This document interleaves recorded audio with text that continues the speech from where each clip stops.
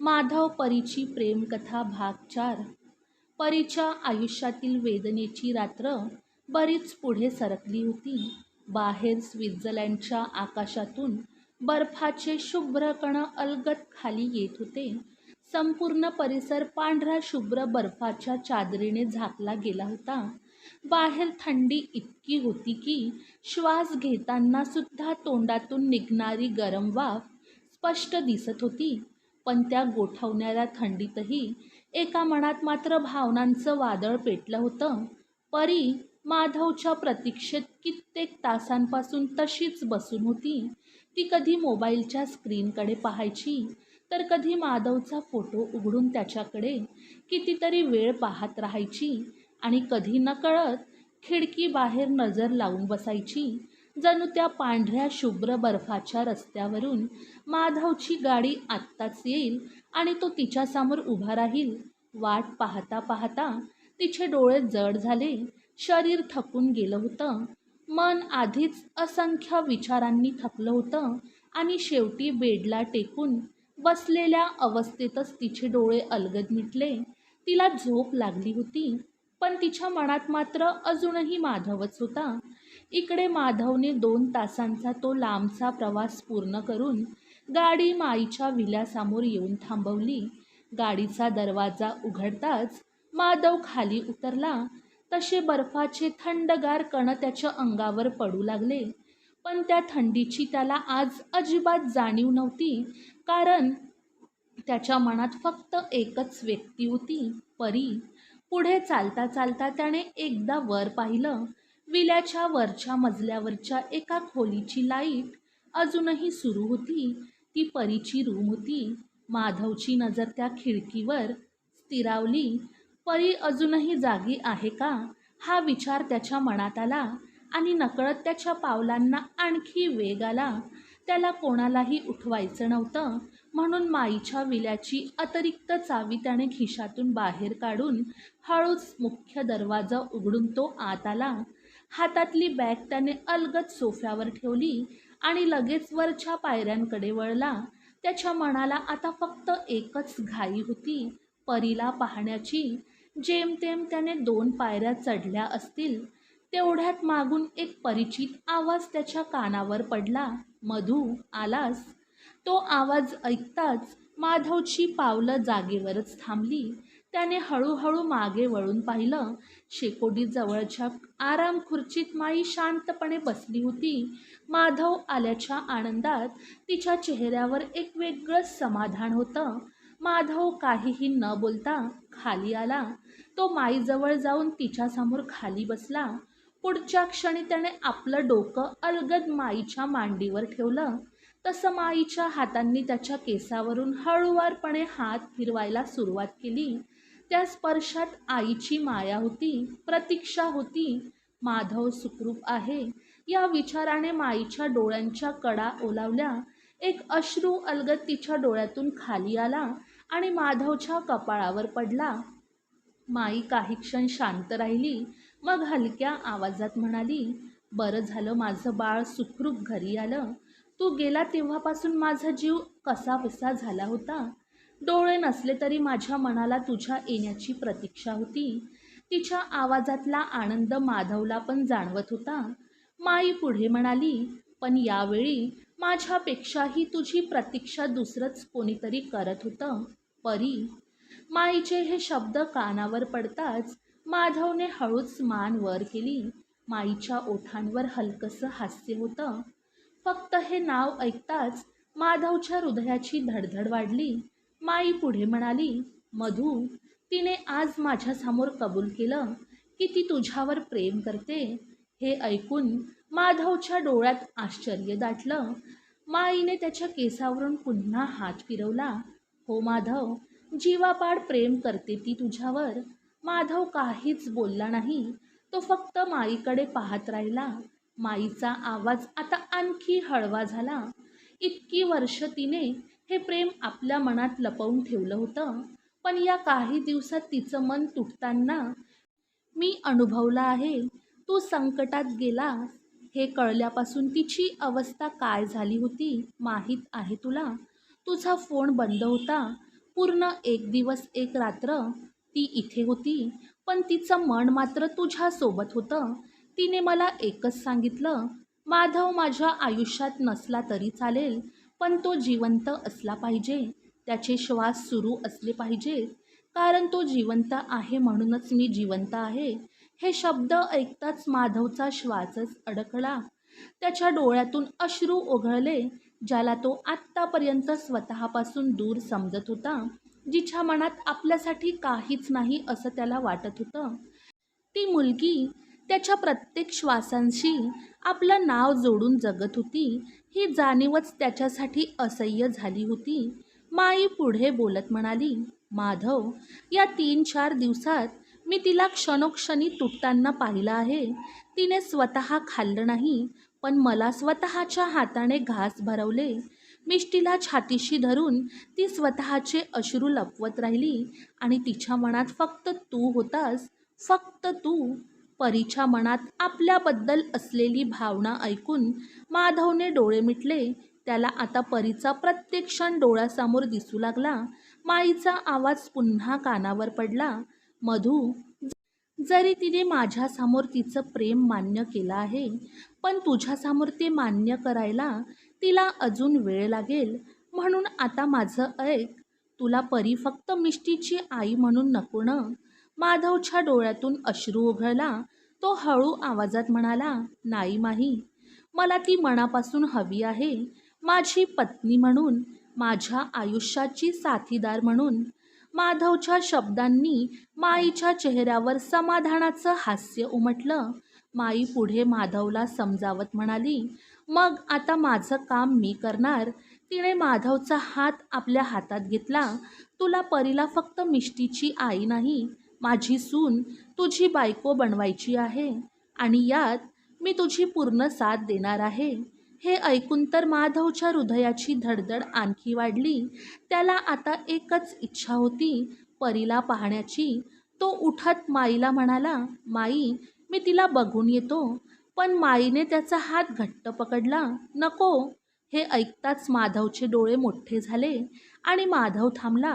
पण माई हसत म्हणाली, तू इथेच थांब. आणि मग तिने वरच्या दिशेने मान करत आवाज दिला, परी. काही क्षण शांतता, मग पुन्हा, परी, खाली ये बाळा. माईच्या आवाजाने वरच्या खोलीत झोपलेल्या परीची झोप उघडली. इतक्या रात्री माईने आवाज दिला म्हणून ती थोडी घाबरली आणि पटकन उठली. तिच्या डोळ्यावर अजूनही झोप होती, मनात मात्र नेहमीप्रमाणे माधव होता. ती घाईघाईने खोलीतून बाहेर आली. सीड्या उतरताना तिचं संपूर्ण लक्ष पायऱ्यांकडे होतं. तिला खाली कोण उभं आहे याची अजिबात कल्पना नव्हती. एक पायरी, दुसरी पायरी आणि शेवटची पायरी उतरताना ती थेट समोर उभ्या असलेल्या माधवच्या छातीवर जाऊन आदळली. तसं क्षणभर सगळं जग जणू थांबलं. माधवच्या त्या स्पर्शाने परीच्या अंगातून एक वेगळी शिरशिरी गेली. तिला तो परिचित स्पर्श जाणवला, तो परिचित सुगंध जाणवला आणि तिच्या कानाजवळ ऐकू आला, माधवचा श्वास.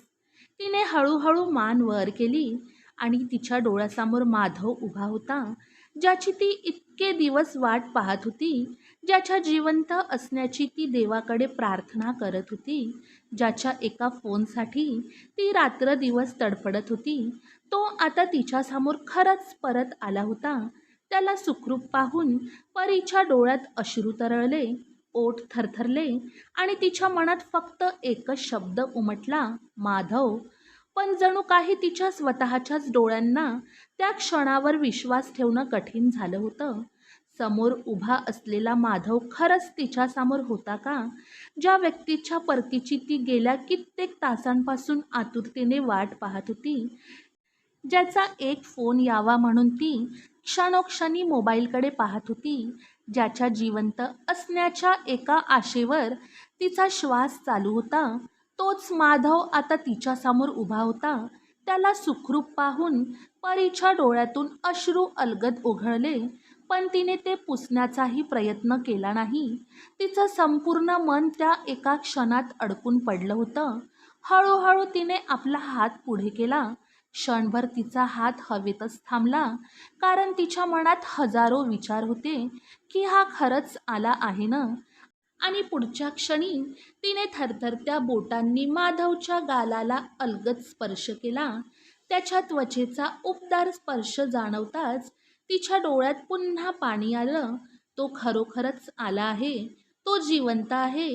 तिच्या समोर उभा आहे. आणि एवढंच तिच्यासाठी त्या क्षणी संपूर्ण जग होतं. त्या क्षणी तिच्या मनाला फक्त एकच गोष्ट करावीशी वाटत होती. माधवला घट्ट मिठीत घ्यावं. इतके दिवस मनात साठलेली भीती, काळजी, प्रेम, तगमग सगळं त्याच्या मिठीत रडून मोकळं व्हावं. पण तिचे पाय तिथेच थांबले. तिच्या आणि माधवच्या नात्यात अजूनही काही न बोललेले प्रश्न होते. म्हणून तिच्या मनातलं प्रेम ओठापर्यंत येऊनही पुन्हा मनातच परत गेलं. तेवढ्यात माईचा आवाज तिच्या कानावर पडला. परी, माधवला आधी जेवण वाढ. एवढा लांबचा प्रवास करून आला आहे तो. थकला असेल आणि मला माहीत आहे त्याने काहीच खाल्लं नसेल. माई थोडा वेळ थांबली आणि पुन्हा हसत म्हणाली, आता जवळपास 1:30 वाजत आला असेल. सकाळी उठायलाही वेळ होईल. तू त्याला जेवण वाढ आणि मग दोघेही आराम करा. माईचे शब्द ऐकताच परीने माधवकडे पाहिलं. माधवच्या चेहऱ्यावरही थकवा स्पष्ट दिसत होता. त्याला परीची झोप मोडायची नव्हती. इतक्या रात्री तिच्याकडून काही करून घ्यायचं नव्हतं. पण माईने आधीच ठरवलं होतं की आता या दोघांच्या नात्यात जे काही करायचं आहे ते ती स्वतः करणार. म्हणून माधवही काही बोलला नाही. मग परीने हळूच आपल्या केसांचा सैल झालेला जुडा पुन्हा बांधला आणि स्वयंपाकघराच्या दिशेने निघाली. जेवण आधीच तयार होतं. फक्त ते गरम करायचं होतं. ती जेवण गरम करू लागली. पण तिच्या डोळ्यातले अश्रू मात्र थांबत नव्हते. तिच्या हृदयाची धडधड अजून वाढलेली होती. तो परत आला आहे. या एका विचारानेच तिच्या मनात जणू कित्येक दिवसांनी प्रकाश पडला होता. ती जेवण गरम करताना पुन्हा पुन्हा मागे वळून पाहत होती. माई आणि माधव शेकोटीजवळ बसून बोलत होते. माधवचा आवाज तिला स्पष्ट ऐकू येत नव्हता. पण त्याची उपस्थिती मात्र तिला जाणवत होती. काही क्षण आपल्या आयुष्यात इतकी खोलवर रुजलेली असतात की त्यांचा आवाज ऐकण्याचीही गरज नसते. त्यांची फक्त चाऊलही मनाला शांत करण्यासाठी पुरेशी असते. आणि आता तीच अवस्था परीची होती. माधवची नजरही अधूनमधून स्वयंपाकघराकडे जात होती. त्याने पाहिलं होतं. परी अश्रू पुसत होती. पुन्हा त्याच्याकडे पाहत होती आणि स्वतःला सावरत जेवण गरम करत होती. तिच्या चेहऱ्यावरचा थकवा, डोळ्याखालील काळी वर्तुळं आणि गेल्या काही दिवसात स्वतःला त्रास देऊन झालेली अवस्था पाहून माधवच्या मनात आलं, तिने स्वतःची ही अवस्था फक्त माझ्यासाठी केली आहे. तिने स्वतःला माझ्यासाठी त्रास दिला आहे. त्याच्या मनात पहिल्यांदाच त्या विचाराने एक वेगळीच ऊब निर्माण झाली. काही वेळाने परीने जेवण गरम करून डायनिंग टेबलवर आणून ठेवलं.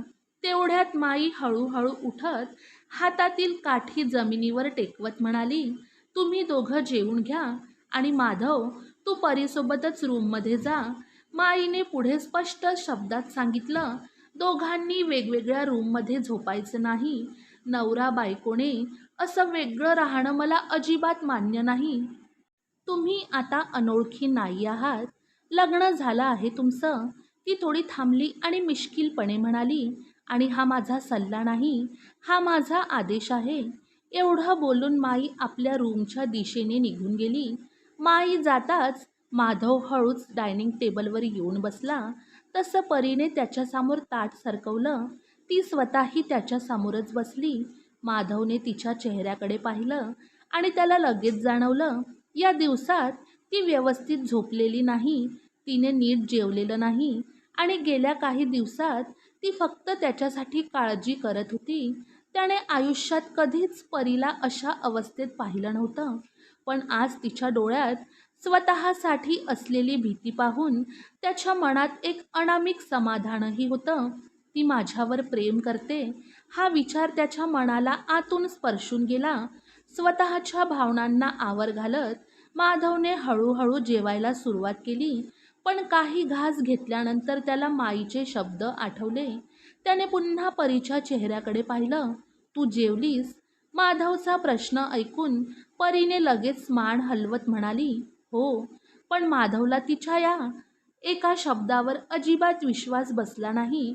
म्हणून त्याने आपलं ताट तिच्याकडे सरकवत म्हणाला, "तरी माझ्यासोबत थोडं जेव." माधवचं हे बोलणं ऐकूनही परी काहीच बोलली नाही. तिला असं शांत पाहून माधव पुन्हा शांत पण ठाम आवाजात म्हणाला, "तू जेवत नसेल तर मी सुद्धा जेवणार नाही." त्याच्या या शब्दांनी परीचे हात नकळत तिच्या ड्रेसवर घट्ट झाले. मग ती हळू आवाजात म्हणाली, "मी जेवले आहे." तसं माधव पटकन म्हणाला, "मला खोटं सांगू नकोस." माधवचा आवाज यावेळी थोडा मऊ झाला होता. तो उठण्याचा प्रयत्न करत म्हणाला, "तू नाही जेवणार असशील तर मी सुद्धा जेवणार नाही." तो उठणार इतक्यात परीने पुढे होऊन त्याचा हात अलगद पकडला. तिच्या त्या स्पर्शाने माधव थांबला. मग परीने काहीही न बोलता त्याच्याकडे पाहिलं. त्याच्या ताटातून थोडंसं जेवण घेतलं आणि पहिला घास आपल्या तोंडात घेतला. तिला जेवताना पाहून माधवच्या चेहऱ्यावर हलकंसं समाधान उमटलं. मग तोही पुन्हा शांतपणे जेवू लागला. परीने मात्र कसेबसे 2-3 घास घेतले. खरं तर तिला भूक नव्हती. माधव नसताना तिच्या मनाने अन्न स्वीकारायचं जणू बंद केलं होतं आणि आता तो परत आला होता. त्याला समोर पाहिल्यावर तिच्या भुकेपेक्षा तिच्या मनाला शांतता मिळणं महत्त्वाचं वाटत होतं. माधवने मात्र पूर्ण जेवण केलं, कारण कदाचित त्याच्या आयुष्यात पहिल्यांदाच कोणीतरी त्याच्यासाठी प्रेमाने जेवण वाढलं होतं. कोणीतरी त्याने खाल्लं की नाही याची काळजी घेतली होती आणि त्या व्यक्तीच्या डोळ्यात त्याच्यासाठी अश्रू होते. जेवण झाल्यावर परीने पाण्याचा ग्लास भरून त्याच्यासमोर ठेवला. माधवने पाणी प्यायलं. मग परी उठली आणि त्याचं ताट घेऊन बेसिनकडे जाऊ लागली. पण मागे वळून पाहताच तिचं लक्ष माधवकडे गेलं. तो पुन्हा दुसऱ्या रूमच्या दिशेने जात होता. त्याला दुसऱ्या रूमकडे जाताना पाहून परी काही क्षण तिथेच उभी राहिली. तिला माईचे शब्द आठवले, "दोघांनी एकाच रूममध्ये झोपायचं आहे." आणि त्या शब्दामागचं मोठं व्याकरण तिच्या मनात आलं. ते कळताच तिच्या हृदयाची धडधड पुन्हा वाढली. तिने आपल्या ओठांचा कोपरा नकळत दातात पकडला. क्षणभर डोळे मिटले. मग धैर्य एकवटून तिने मागून आवाज दिला, "माधव." तसं माधवची पावलं थांबली आणि तो हळूच मागे वळला. तसं परीने मान खाली करून नजर जमिनीवर ठेवून हलक्या पण थरथरणाऱ्या आवाजात म्हणाली, "माईने आपल्याला एकाच रूममध्ये झोपायला सांगितलं आहे. जर तुम्ही दुसऱ्या रूममध्ये झोपलात तर माईला अजिबात चांगलं वाटणार नाही." तिचं हे न पटणारं बोलणं ऐकून माधव काही क्षण तिच्याकडे पाहत राहिला. त्याला खरंच अपेक्षा नव्हती की परी स्वतःहून हे बोलेल, पण तिच्या पुढाकाराने त्याच्या चेहऱ्यावर हलकंसं हसू आलं. तो तिच्यावर कोणताही दबाव आणू इच्छित नव्हता. म्हणून तो शांतपणे म्हणाला, "तुला स्वतःला जबरदस्ती करण्याची गरज नाही." माधवचं उत्तर ऐकून ती त्याच्याकडे पाहू लागली. माधव पुढे म्हणाला, "माई उठण्याआधी मी तुझ्या रूममध्ये येऊन जाईन. तू निवांत झोप. मला माहीत आहे माझं तुझ्या रूममध्ये असणं तुला अनकम्फर्टेबल करतं." हे शब्द ऐकताच परीच्या मनात काहीतरी हललं. मग ती मागे वळून हळूहळू पायऱ्या चढू लागली. पण 2-3 पायऱ्या चढल्यावर ती थांबली आणि मागे न पाहताच म्हणाली, "तसं काही नाही आहे. तुम्हाला माईचं म्हणणं ऐकायला हवं." एवढं बोलून ती मोठ्या मोठ्या पावलांनी वर निघून गेली. तिच्या जाण्याकडे पाहत माधव काही क्षण तिथेच उभा राहिला. मग त्याने अलगद आपल्या डोक्यावरून हात फिरवला. आता आपल्या ओठांवर हसू आणत तो स्वतःशीच हळूच हसला. "तसं काही नाही." परीच्या त्या एका वाक्याने त्याच्या मनातील कितीतरी प्रश्नांची उत्तरं दिली होती. मग तो अलगद तिच्या रूमच्या दिशेने निघाला. रूमचा दरवाजा उघडाच होता. परी बेडच्या एका बाजूला झोपली होती. मिष्टी शांत झोपली होती. परीने डोळे मिटले होते, पण तिच्या मनाला झोप कुठे होती? माधवच्या प्रत्येक हालचालींची तिला जाणीव होत होती. त्याने आपला मफलर बाजूला ठेवला, जॅकेट काढलं, शूज काढले आणि शांतपणे सगळं एका बाजूला ठेवलं. परीचे डोळे मिटलेले होते, पण मन मात्र जागं होतं. त्याची प्रत्येक चाहूल तिला जाणवत होती. माधवने तिच्याकडे एकदा पाहिलं, ती खरंच झोपली आहे असं त्याला वाटलं. त्याने तिची शांतता भंग करू नये म्हणून काहीही न बोलता सोफ्याकडे पावलं वळवली. सोफा मात्र खूपच छोटा होता. त्यावर झोपणं त्याच्यासाठी जवळजवळ अशक्य होतं. म्हणून त्याने सोफ्यावर ठेवलेली चादर घेतली आणि ती खाली पसरवली. मग खाली लेटून तो तिथेच झोपण्याचा प्रयत्न करू लागला. पण बेडवर डोळे मिटून पडलेल्या परीच्या हृदयाची धडधड मात्र पुन्हा वाढली होती. कारण आज पहिल्यांदाच माधव तिच्या इतक्या जवळ होता आणि तिच्या मनात पहिल्यांदाच एक वेगळीच जाणीव उमटत होती. कदाचित हा फक्त एका छताखाली घालवलेला रात्रीचा क्षण नव्हता. कदाचित त्यांच्या नात्याच्या नव्या सुरुवातीची ही पहिली शांत चाहूल होती. माधवने खाली टाकलेली ती चादर फारच पातळ होती. त्यामुळे थंडगार वुडन फ्लोअरचा कडकपणा आणि गारवा माधवला स्पष्ट जाणवत होता. कितीही प्रयत्न केला तरी त्याला आराम मिळत नव्हता. तो कधी एका कुशीवर वळत होता, तर कधी दुसऱ्या कुशीवर, कधी मानेखाली हात ठेवत होता, तर कधी चादर नीट ओढून घेत होता. पण झोप मात्र त्याच्या डोळ्यांपासून दूरच होती. परीने डोळे मिटले होते, पण झोप तिलाही येत नव्हती. तिने डोळे उघडून अलगद त्याच्याकडे पाहिलं. त्या मंद प्रकाशात तिला माधवची प्रत्येक हालचाल जाणवत होती. त्याच्या चेहऱ्यावरचा थकवा, लांबचा प्रवास करून आलेल्या शरीराची अवस्था आणि त्या छोट्याशा सोफ्यावर झोपण्याचा त्याचा निष्फळ प्रयत्न, हे सगळं तिच्या लक्षात येत होतं. क्षणभर तिच्या मनात आलं, एवढा मोठा प्रवास करून आला आहे आणि मला वाईट वाटू नये म्हणून आता माझ्यासाठी तो खाली झोपतोय. या विचाराने तिच्या ओठांवर नकळत एक हलकंसं हसू उमटलं. काही विचार करून तिने शेजारी शांत झोपलेल्या मिष्टीकडे पाहत तिच्या कपाळावर अलगद एक चुंबन ठेवलं. मग परीने आपल्या बाजूचा टेबल लॅम्प बंद केला. आता खोलीत फक्त दुसऱ्या बाजूचा मंद प्रकाश होता. त्या सौम्य प्रकाशात संपूर्ण खोलीवर एक शांत उबदार आणि वेगळीच रोमॅन्टिक छटा पसरवली होती. काही क्षण शांत राहून मग शेवटी तिच्या मनाने तिच्यावर मात केली आणि मग स्वतःच्या मनातील अस्वस्थता लपवत ती अगदी हळू आवाजात म्हणाली, माधव, खाली झोपणं शक्य नाही आहे. क्षणभर ती थांबून मग पुढे अतिशय संकोचाने म्हणाली, तुम्ही बेडवर झोपू शकता. हे शब्द ऐकताच माधव जणू क्षणभर स्तब्धच झाला. तो लगेच उठून बसला. परीने मात्र आपले ओठ हलकेच दुमडले. तिच्या चेहऱ्यावर नकळत एक लाजरं हसू उमटलं होतं. माधवने तिच्याकडे एकटक पाहिलं. परीचा चेहरा दिसत नसला तरी तिचे पाय मात्र अजूनही अधूनमधून हलत होते. तिच्या मनात किती अस्वस्थता आहे हे त्या छोट्याशा हालचालीतूनही त्याला जाणवत होतं. तिला असं पाहून माधवच्या ओठांवरही हलकंसं स्मित आलं. त्याने हातातील चादर उचलली आणि सोफ्यावर ठेवली. मग उशी उचलून सावधपणे बेडच्या दुसऱ्या बाजूला ठेवली. तो तिच्यापासून थोडं अंतर राखून मिष्टीच्या बाजूला लेटला. मिष्टीकडे पाहत त्याने तिच्या कपाळावर अलगद एक दोन चुंबन घेतली. पण काही क्षणांनी त्याची नजर पुन्हा परीच्या दिशेने वळली. परी त्याच्याकडे पाठ करून शांत पडली होती. तिच्या केसांच्या काही बटा उशीवर पसरल्या होत्या. मंद प्रकाशात तिची सावली भिंतीवर उमटत होती. तिला असं पाहून माधवच्या मनात एक वेगळीच भावना दाटून आली.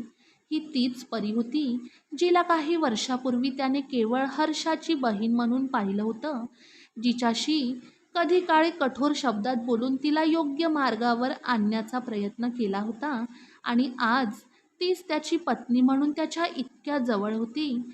त्याच्या मनात तिच्याबद्दल निर्माण झालेली भावना आता केवळ आकर्षण राहिली नव्हती, तिच्या मनाचा निरागसपणा, तिची मिष्टीसाठीची माया, गेल्या काही दिवसात त्याच्यासाठी तिने केलेली काळजी आणि त्याला गमावण्याच्या भीतीने तिच्या डोळ्यात आलेले अश्रू, या सगळ्यांनी माधवच्या मनात तिच्यासाठी एक खोल, हळवी जागा निर्माण केली. त्याचं शरीर थकलेलं होतं, पण मन मात्र जागं होतं. परीचेही डोळे मिटले होते, पण तिच्या मनातही विचारांची गर्दी होती. तो माझ्या इतक्या जवळ आहे, ही जाणीवच तिच्या हृदयाची धडधड वाढवत होती.